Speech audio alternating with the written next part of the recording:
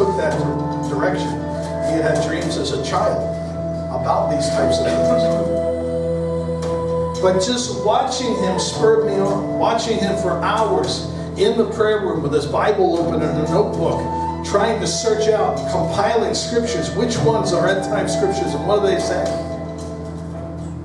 When we planted a house of prayer, I asked him to just map out basic understandings to get us all on the same pages. There are these basic phrases about the end times. 1, tribulation.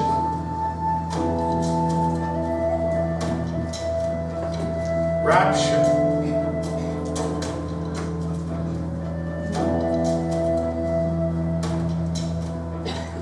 Millennium.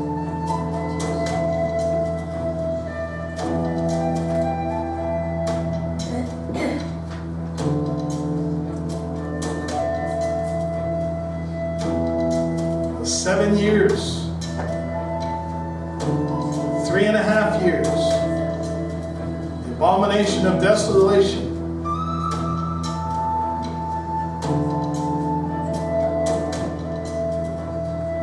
Birth pangs.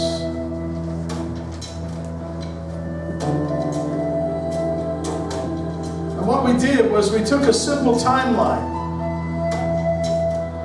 and say, okay, what are the issues? What goes where?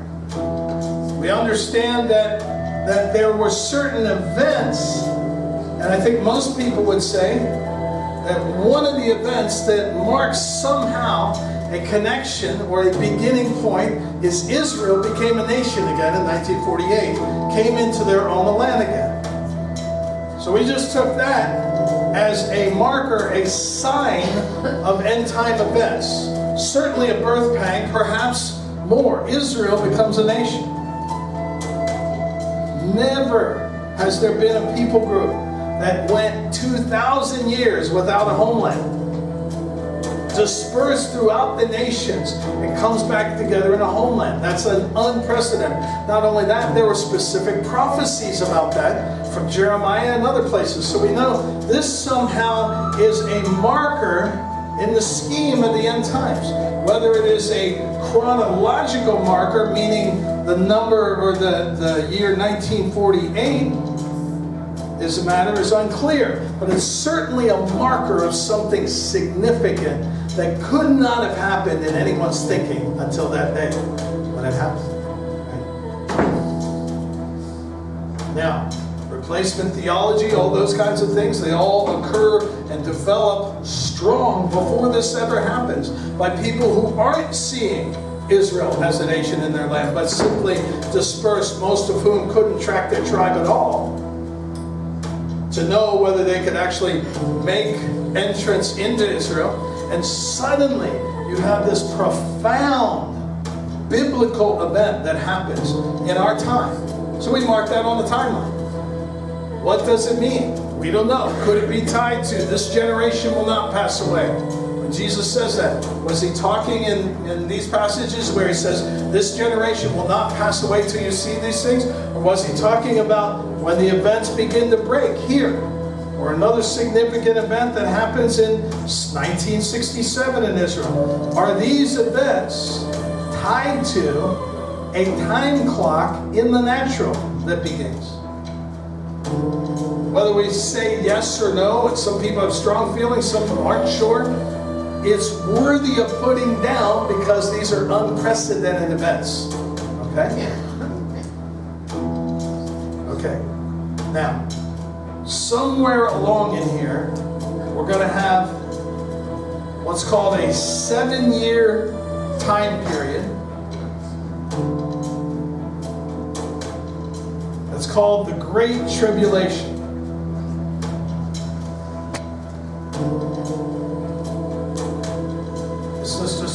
It's a time that's described as never happening before, and will such as the events that happen in that, the difficulties and the groanings that happen within that are things, are darkness that happens within that, are things that will never happen again in the history of the earth. So it's a 7-year time period in history line, okay, that what we understand is there's a marker at the 3.5-year point. This is called times, and half a time. Time meaning 1 year, times meaning 2 years, and half a time meaning half a year, or 3.5 years. The times, and half a time is some marker in between, in the middle of the 7 years. Okay? Now we know there's an Antichrist. If you want a really difficult passage for your heart, most people don't. Revelation 13:7 says that Antichrist is given authority to rule over every tribe and nation and people and tongue for a season. Now, who can give that authority?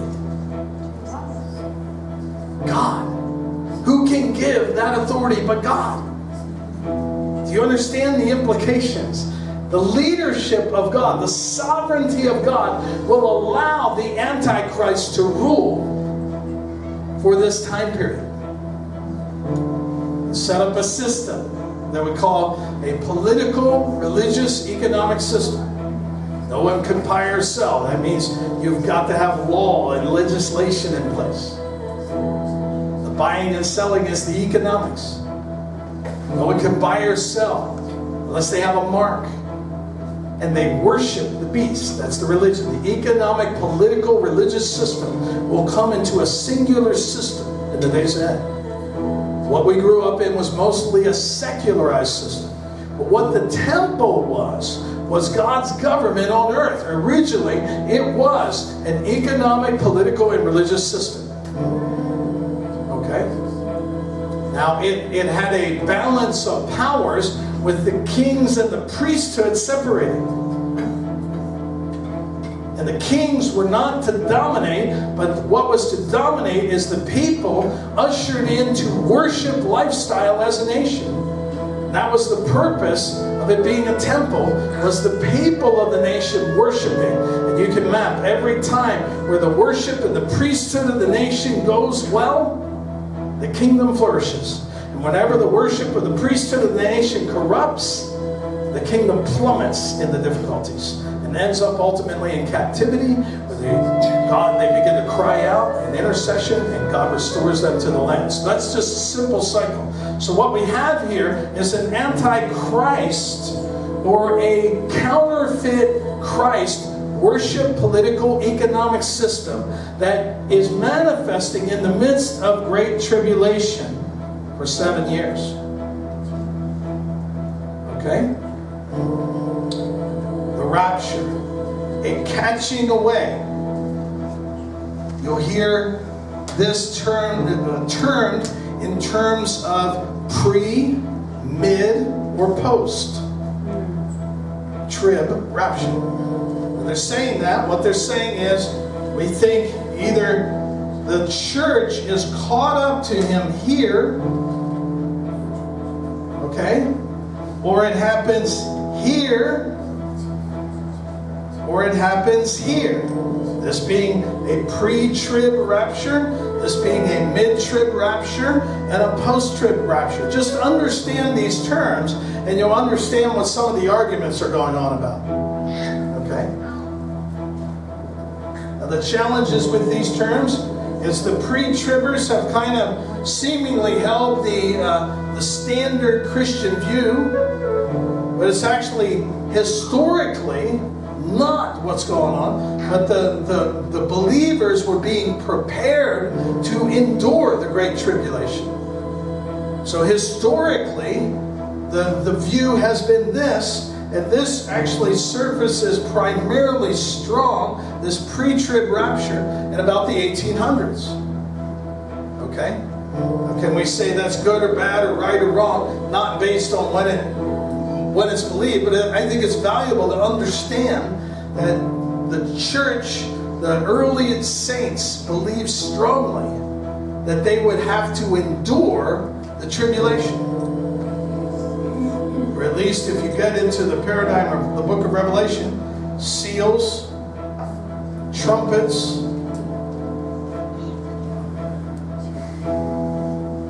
and bowls.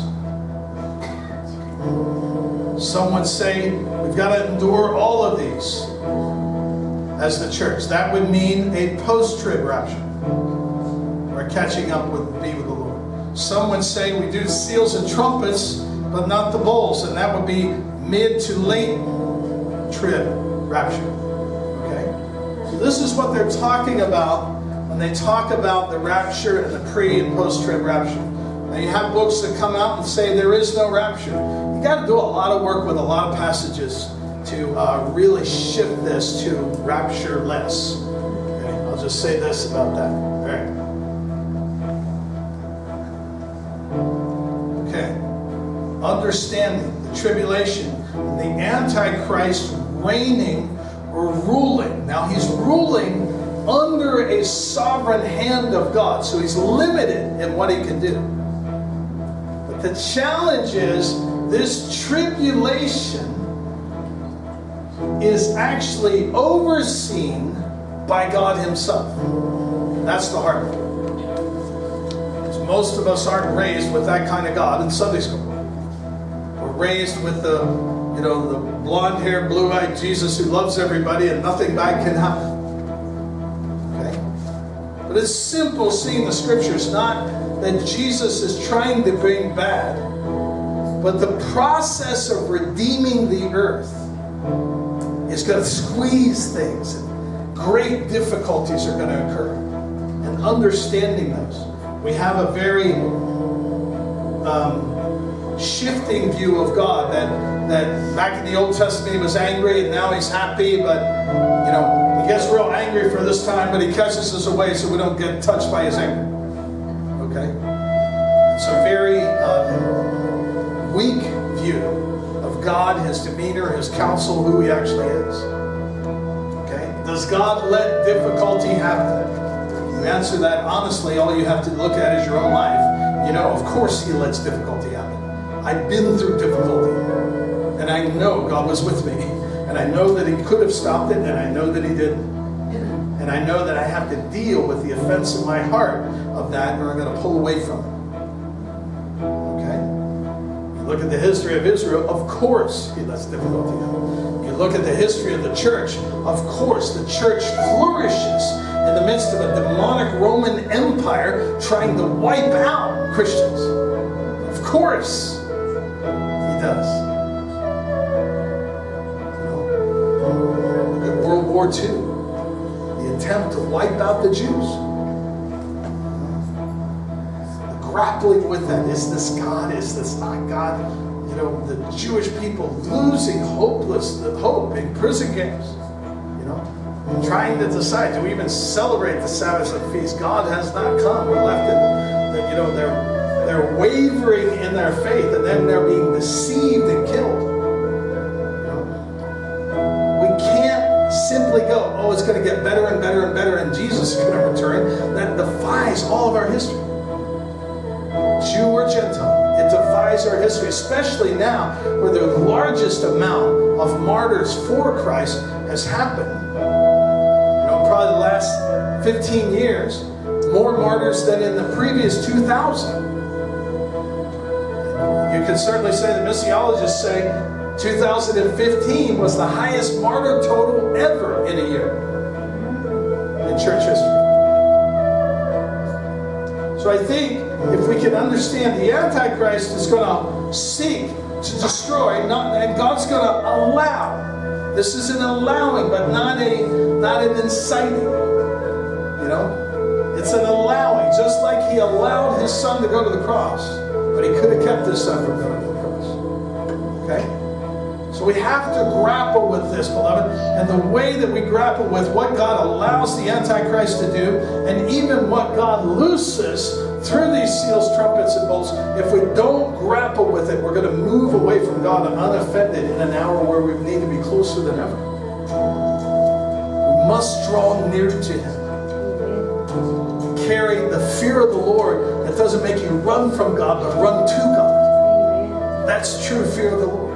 The right response when that spirit of the fear of the Lord hits hit you is to move towards Him, not away from Him. This dimension. So you got these 7 years. After this, you have what we understand to be a millennium. That's a simple word for 1,000. That's 1,000 years where Christ rules on the earth. This 1,000-year time period where Christ rules on the earth. So as far as we can tell, we're living somewhere in here. Okay? And of course, we go way back in history, 2,000 years to the cross there. The cross and the resurrection there, the beginning of the church.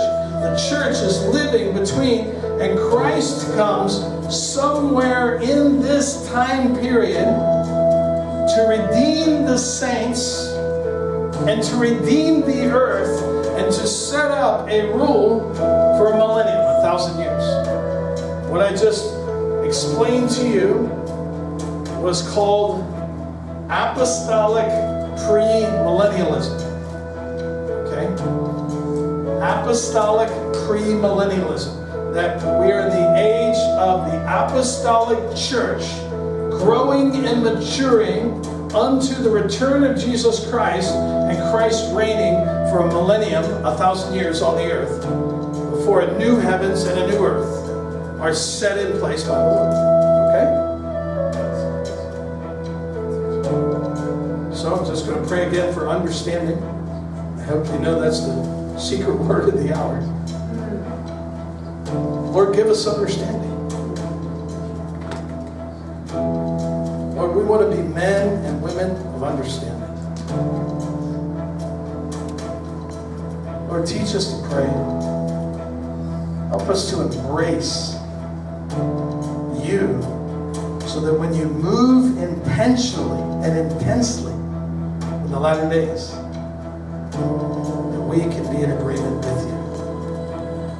That we can be with you where you are. That we can behold your glory. And that we can tell others, this is good news. It's getting intense, but it's good news. Don't worry. There's good news. And that we can raise a generation prepared for the summer. In Jesus' name, amen.